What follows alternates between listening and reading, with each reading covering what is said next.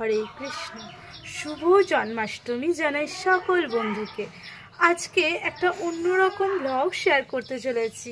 প্রতিদিনকার daily blog যেরকম হয় সেরকম একটা নর্মাল ব্লগ, কিন্তু খুবই অসাধারণ একটা ব্লগ তোমাদের সাথে শেয়ার করতে চলেছি। তাহলে সৌরভ অ্যান্ড রাখি ব্লগে আবারও একবার তোমাদেরকে খুব সুন্দর মিষ্টি একটা ওয়েলকাম জানাই। আর শুরু করছি আজকে জন্মাষ্টমী স্পেশাল এই ভিডিওটা।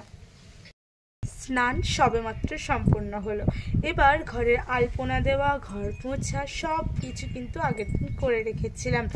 আজকে আমাকে যেগুলো করতে হবে সেগুলো গোপালের জন্য, শুধুমাত্র গোপাল আর কৃষ্ণর জন্য যা যা পছন্দ সেই সমস্ত খাদ্য বা পরমান্ন বানাতে হবে আমাকে। চলো সেই অন্ন পরমান্ন সব বানিয়ে নিই আর তোমাদেরকে আমার এই দিনের সঙ্গী করে রাখি। ভিডিওটা কালকে করে রেখেছিলাম, ভেবেছিলাম কালকেই পোস্ট করে দেবো তোমাদের জন্য, বাট করতে পারিনি।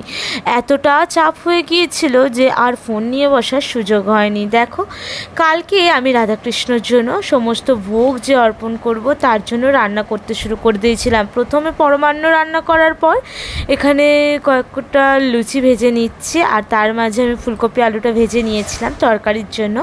তালের ফুলুরি, তালের লুচি, তারপর নর্মাল লুচি, এবং নর্মাল লুচির সাথে আমি দিয়েছিলাম ফুলকপি আলুর তরকারি, 3 রকমের ভাজা। চাইলে তোমরা 5 রকম 7 রকম যে কোনো রকমের ভাজা দিতে পারো, তোমরা যে কোনো একটা ক্ষীর দিতে পারো। আমি তাল ক্ষীর করে দিয়েছিলাম, একটা মিষ্টি যেমন সুজি দিয়েছিলাম, তোমরা চাইলে নারকলেরও মিষ্টি দিতে পারো। অনেক রকমের খাবার কিন্তু গোপালকে বা কৃষ্ণকে দিতে পারো, যেগুলো বাচ্চারা বাড়িতে খায়, মানে বাচ্চাদের জন্য যেসব রান্না করা হয় সেই ধরনের জিনিস কিন্তু করে দেবে। মানে ঝাল ছাড়া যেন মিষ্টি মিষ্টি হয় রান্নাগুলো, আর একদমই রিচ কম, সেরকমভাবে রান্না করবে। আর রান্নার পর কিভাবে কি সাজাবে সেটা আমি ওপরে গিয়ে বলে দেবো তোমাদেরকে পরে। আর তারপর বলবো এই জিনিসকটা কিন্তু কোনো বাধাবাধি নেই, যাদের বাড়িতে গোপাল আছে বা রাধাকৃষ্ণ আছে সেম জিনিস করবে। রাধাকৃষ্ণ আমার বাড়িতে আছে, আমি রাধাকৃষ্ণর জন্য ভোগ অর্পণ করব বা রাধাকৃষ্ণর জন্য আজকে পুজোর ব্যবস্থা করছি। যেমনটা পারবে নিজের হাতে তোমরা দেবে, পারলে চকলেটও দিতে পারো।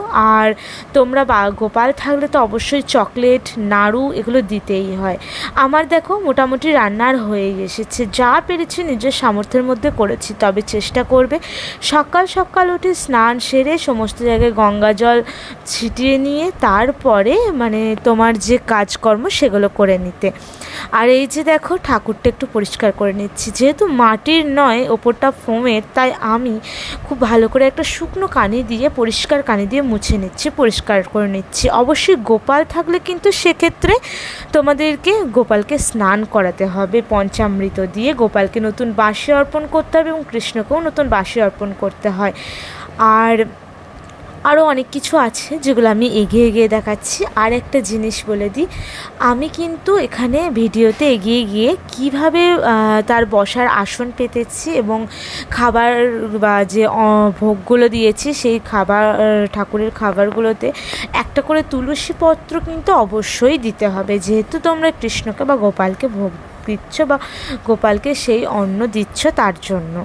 তো হয়ে গেল। আর কি কি পুজোর সামগ্রী জোগাড় করতে হবে তা বলেই দিচ্ছি। আর হ্যাঁ, একটা কথা আমি বলে দিই, সারাদিনে কিন্তু সাবু খেতে পারো, সাবু দিয়ে ফল খেতে পারো, কলা, আপেল, এই ধরনের জিনিসগুলো।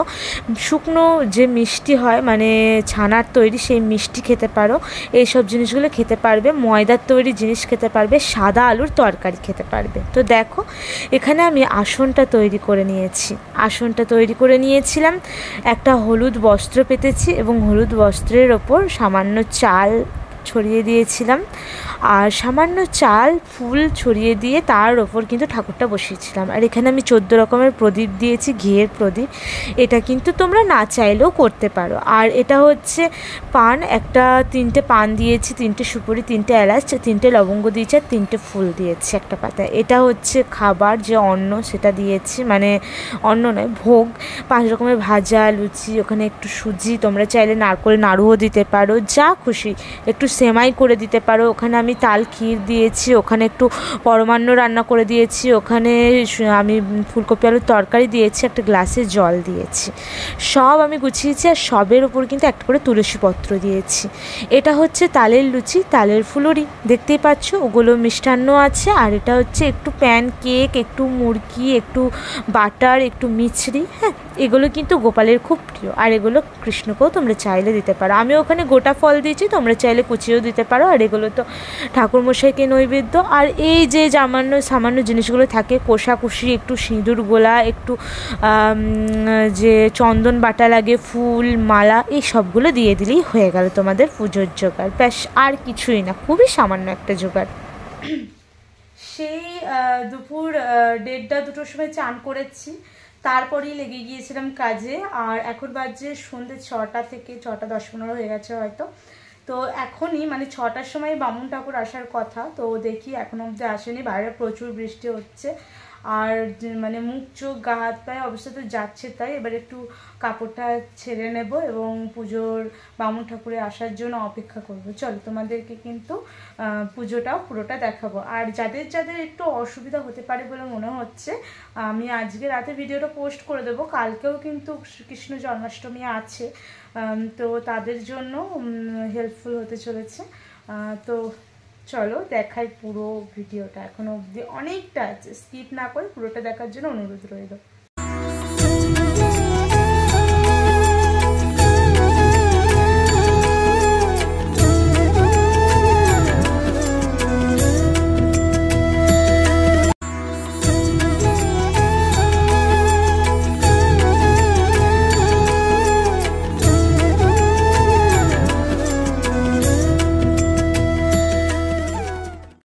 ঠাকুরমশাই তো পুজো করছেনই, তা করতে করতে আমি তোমাদের কয়েকটা জিনিস বলে দিই। চলো, আমি যে বললাম খাবার জিনিস খেতে পারো, হ্যাঁ বলে রাখি, বিট লবণ তরকারিতে ব্যবহার করতে পারো, নতুবা তরকারিতে লবণ দেবে না। আর খাবার মানে ঠাকুরের খাবারে কিন্তু লবণ ব্যবহার করবে না।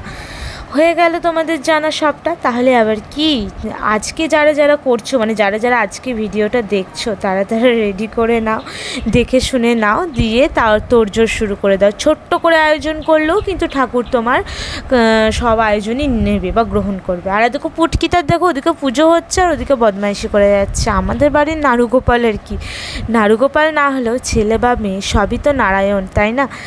যাই হোক, ওর কিন্তু আগেই খাবার টেস্ট করা হয়ে গেছে, মানে খাবার খাওয়া হয়ে গেছে আমাদের মানে গোপাল বা আমাদের কৃষ্ণকে দেওয়ার আগেই। শ্রীকৃষ্ণ গোবিন্দায় নমঃ, নমঃ ভগবান কৃষ্ণ রাধিকায় নমঃ, নমঃ গ্রাম্য বাস্তদেব দেবীভ্যো নমঃ।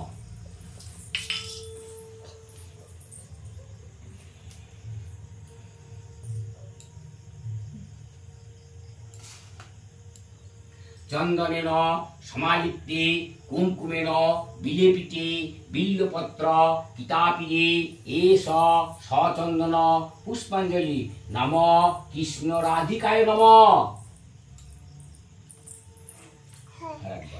চন্দনেন সমা ছোট করে একটা আরতিরও আয়োজন করেছিলাম। তোমরা যদি আরতির আয়োজন করো তাহলে বলবো পঞ্চপ্রদীপ সাজিয়ে নিয়ে ঘিয়ের মাঝখানে একটা কর্পূর দিয়ে দেবে, শঙ্খ দেবে, শঙ্খর মধ্যে জল দিয়ে দেবে, আর দেবে যেটা হচ্ছে চামর, আর ফুল একটা রেখে দেবে, ধূপ একটা রেখে দেবে। ব্যাস, এই কটা জিনিস কিন্তু এই যে আমাদের চামর ছিল না বলে একটা ছেলির ব্যবস্থা করেছি, এই কটা দিয়ে কিন্তু আরতি করে দেয়। যারা যারা আরতি না করতে চাও তাতেও কোনো অসুবিধা নেই, আরতি না করলেও হবে। চলো এবার একটু ব্রত কথাটা শোনাই তোমাদেরকে, মন দিয়ে শোনো।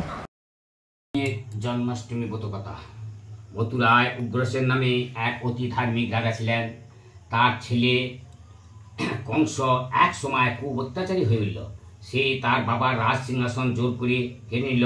তারপর সে মহাদেবকে আরাধনায় সন্তুষ্ট করে বর পেল যে শুধুমাত্র নিজের বোনের অষ্টম গর্ভের সন্তানের হাতেই সে মরবে, অন্য কারো হাতে তার মৃত্যু নেই। এই বর পাওয়ার পর তার সাহস আর অত্যাচার অনেক বেড়ে গেল। অবশেষে অন্য সব অসুরের সঙ্গে যোগ দিয়ে সে প্রচার করে দিল যে রাজ্যে কেউ হরিনাম করতে পারবে না, যে হরিনাম করবে তার আর রক্ষে নেই। তারপর সে তার বোন দেবকী আর তার স্বামী বসুদেবকে এনে কারাগারে বন্দি করে রাখল, কারণ সে জানত যে তার বোন দেবকীর অষ্টম গর্ভের সন্তানের হাতেই তার মৃত্যু হবে। এইভাবে কারাগারে থাকতে থাকতে দেবকীর 7টি ছেলে হলো, আর কংস প্রত্যেকটিকে কারাগার থেকে নিয়ে গিয়ে পাথরের উপর আছাড় মেরে তাদের মেরে ফেলল। শেষে যখন কংস খবর পেল এইবার দেবকীর অষ্টম গর্ভের সন্তান হবে, তখন সে কারাগারের চারিদিকে খুব কড়া পাহারা ব্যবস্থা করল। এর মধ্যে ভাদ্র মাসের কৃষ্ণপক্ষের অষ্টমী তিথিতে গভীর রাত্রিতে নারায়ণ ভূমিষ্ঠ হলেন দেবকীর কোলে। নারায়ণের শ্যামবর্ণ চতুর্ভুজ মূর্তি থেকে দেবকী আর বসুদেব একেবারে মুগ্ধ হয়ে গেলেন। বসুদেব খুবই কাতরভাবে ভগবানকে ডাকতে লাগলেন এই ছেলেটিকে রক্ষা করার জন্য। এই সময়ে কারাগারে এক দৈববাণী হলো। বসুদেব শুনলেন, বসুদেব, আমার মায়ায় এখন আর পৃথিবীতে লোক ঘুমে অচেতন হয়ে আছে। তুমি এই মুহূর্তে গোকুলে নন্দের বাড়িতে গিয়ে লুকিয়ে এই শিশুটিকে রেখে এসো, আর নন্দের স্ত্রী যশোমতীর এইখানে একটি মেয়ে হয়েছে, তাকে নিয়ে এসে দেবকীর কোলে ঘুমিয়ে দাও। ঘুমে আচ্ছন্ন পৃথিবী কেউ কিছুই জানতে পারবে না। দৈববাণী শোনার পর বসুদেব আর দেরি না করে কৃষ্ণকে কোলে তুলে নিয়ে নন্দের বাড়ি যাবার জন্য বেরিয়ে পড়লেন। পুরোহিতরা সকলেই তখন ঘুমে আচ্ছন্ন, কেউ কিছুই জানতে পারলো না। বসুদেব গিয়ে পৌঁছলেন যমুনার তীরে। এই সময় ভীষণ ঝড় হচ্ছিল, যমুনার জল ও দুপুর ছাপিয়ে উঠেছিল, আর ভয়ানক বিদ্যুৎ চমকাচ্ছিল। এই দুর্যোগ দেখে বসুদেবের মনে ভীষণ ভয় হলো। এই অবস্থায় যমুনা পার হওয়া অসম্ভব দেখে তিনি খুবই চিন্তিত হয়ে পড়লেন, কিন্তু নারায়ণ তার মায়া ছাড়িয়ে দিয়েছিলেন চারিদিকে। এই সময়ে বসুদেবের চোখে পড়ল যে যমুনার জল হঠাৎ কমে গিয়ে হাঁটু সমান হয়ে গেছে, আর একটি শিয়াল অনায়াসে যমুনা পার হয়ে যাচ্ছে। বসুদেবও তখনই চললেন শিয়ালটির পিছনে পিছনে। বসুদেবও তার সন্তানকে ভীষণ বৃষ্টি থেকে বাঁচাবার জন্য নাগরাজ বিশাল ফনা বিস্তার করে ধরলেন তাদের মাথার উপরে। এইভাবে অল্প সময়ের জন্য বসুদেব কৃষ্ণকে যশোমতীর কোলের কাছে রেখে মেয়েটিকে নিয়ে আবার কারাগারে ফিরে এলেন। মেয়েটিকে অর্থাৎ দেবী যোগমায়াকে দেবকীর কোলে রেখে দিলেন। সকাল হতেই কংস খবর পেল যে দেবকীর অষ্টম গর্ভের সন্তান একটি মেয়ে হয়েছে। কংস তখনই দেবকীর কোল থেকে জোর করে মেয়েটিকে কেড়ে নিয়ে মেরে ফেলার চেষ্টা করল।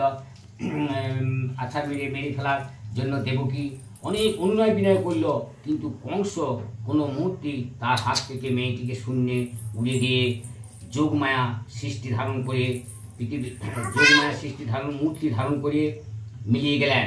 যাবার সময় তিনি কংসকে বলে গেলেন, তোমারে মারিবে যে গোকুলে বাড়িতে সে। তারপর সময় পূর্ণ হতে কংস শ্রীকৃষ্ণের হাতে বধ হয়েছিলেন। এই পুণ্যময় ব্রতকথা যে ভাদ্র মাসের কৃষ্ণ অষ্টমীর দিন উপোস করে থেকে মন দিয়ে শোনে, তার 7 জন্মের পাপ নাশ হয়, অন্তিমকালে তার বৈকুণ্ঠ লাভ হয়ে থাকে।